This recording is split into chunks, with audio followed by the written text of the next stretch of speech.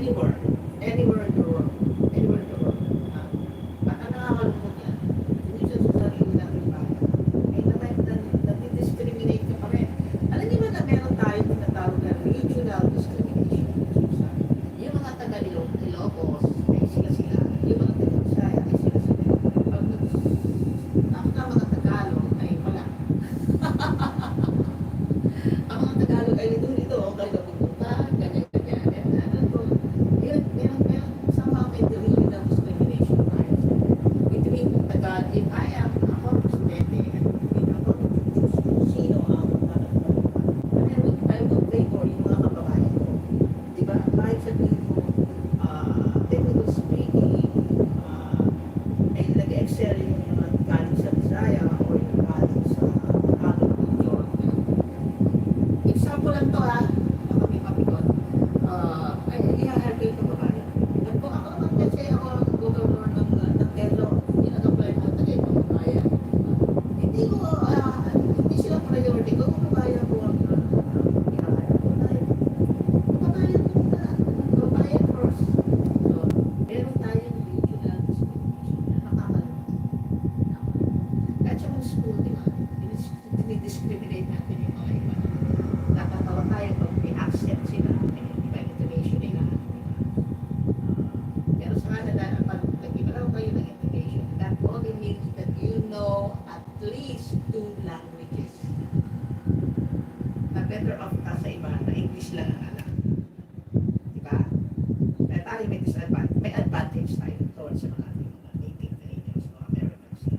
English lang ang alam. Tayo, marunong tayo mag-English, ibang ang accent natin. Pero marunong ba tayo no?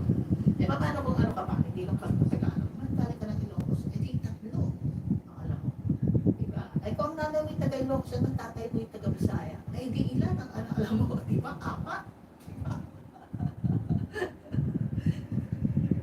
So, pali ganun. Yeah, hindi masarap. Masarap na lang kasi, maganda na lang kasi nasanay mo kami na tatlo ng buhay namin. Pero sa simula, iiyak ka talaga. Ako hindi ko mabilang ang number of days na iiyak ako at tapos kasi naaawa ko sa sarili ko. Pero siyempre, lumaban tayo. Ay magtatagal ng 30 years doon kung hindi tayo lumaban. Hirap ka lang dito nga eh. Nahihirapan na ako iinit sa labas. Doon sabi ko sa pamangkin ko, bakit dito araw-araw ang dumi ng kuko ko? Araw-araw lilinisin ko yung kuko ko kasi mga susi na dumi doon sa loob ng kuko ko. Tsaka kailangan magpaisi siya. Kailangan linisin ko yung ilong ko kasi ang itim ng kulangot ko. Bakit doon ang puti ng kulangot ko? Dito ang itim ng kulangot ko. Araw-araw nagsha-shampoo ako dito. At ako tagang nag-shampoo 2 beses. Bakit? Yung unang shampoo ko ayaw bumula. Sabi ko, bakit walang pula? Eh, di ba, look, nag-shampoo ako, doon lang bumula ulit. O, diba? O, sa Canada, once a week lang ako nagsishampoo. Tawa hindi dyan. Once a week lang ako nagsishampoo. Araw-araw ako naliligo twice a day, pag sa umaga at saka bago matulog. Naging habit ko na yun, Kaya winter siya, winter. Pero, once a week lang ako nagsishampoo talaga. At bumubula yung buho ko, bumubula kahit konti yung shampoo. Tingnan ko, yun lang.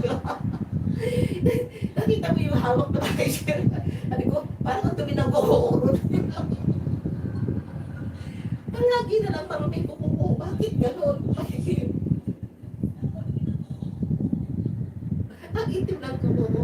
Eh, di naman ako nagmamanicure. At saka hindi rin ako naglalagay ng nail polish. Ever since, hindi ako naglalagay ng nail polish sa buho ko. Ginugupit ko lang siya ng textile kasi gusto ko siya malinis tingnan.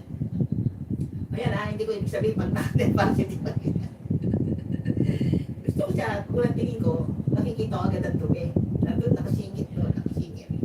Pero kung ano, tapos ang buho ko, ganili ka siya. Kumuhay na si Lily kasi si Nita magla-live na.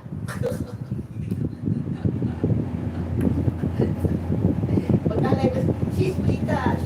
Mag-prepare ka na. Takipag papaalam ba? Naka 2 hours na ako. Magpapaalam na ako.